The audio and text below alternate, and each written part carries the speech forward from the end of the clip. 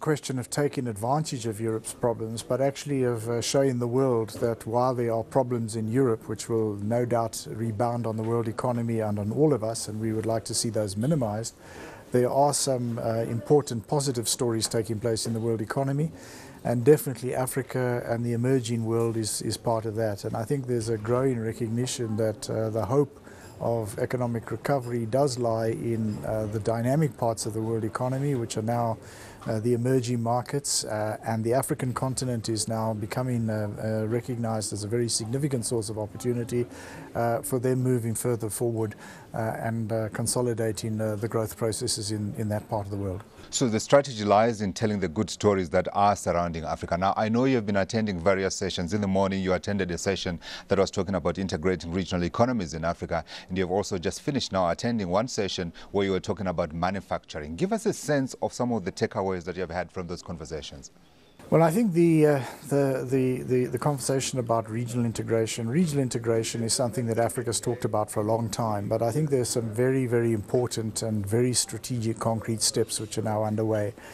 Immediately there is the tripartite process, which is the SADC East African Community, COMESA, combined free trade agreement, which was mandated by the heads of state at the summit last year in South Africa.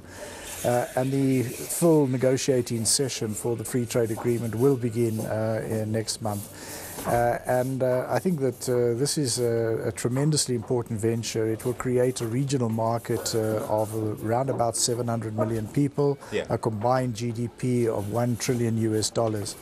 And it will be countries from Cape to Cairo, quite literally on the east coast of the continent.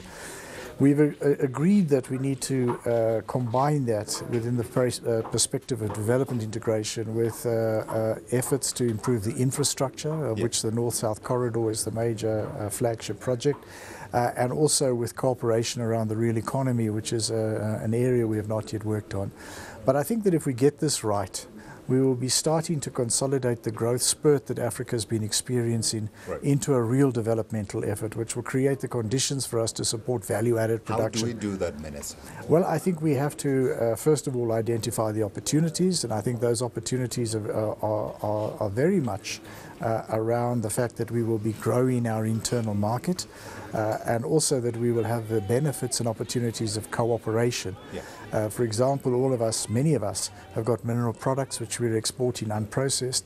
We need to negotiate with the countries of destination to invest in beneficiation or degrees of beneficiation in our own countries. That is happening to some extent, but I think we have a much better negotiating prospect as a combined African bloc. And we need to do the same in agricultural products, turn agricultural products into processed food products. That's where the revenue is, and the revenue at the moment which is not coming into our own economies. So if we move ahead with this, I think this will be a tremendous opportunity for new investments.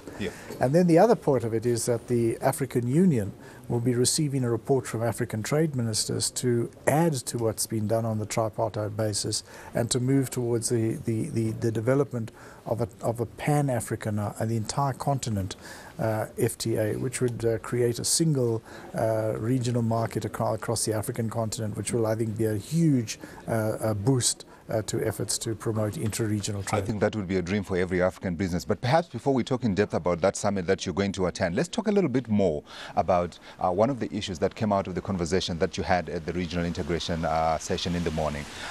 One of the points that came out was the lack of political will amongst Africa's leadership to tackle and actually implement some of the recommendations that have been coming through over the years. How do you get politicians to act on what they have actually believed?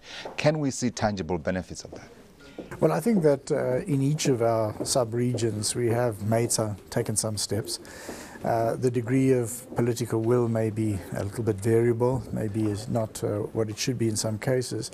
But I think nevertheless we have, in SADC for example, we have substantially put in place an FTA, which was negotiated FTA, which was launched in SADC in 2008. There's quite a bit of consolidation that needs to take place. I think we've identified a whole trade facilitation agenda, improving customs controls, implementation of some of the obligations by some of the members who are a bit behind, and so on. Yeah. But I think if I'm not pessimistic about that. I think we're actually, broadly speaking, on track.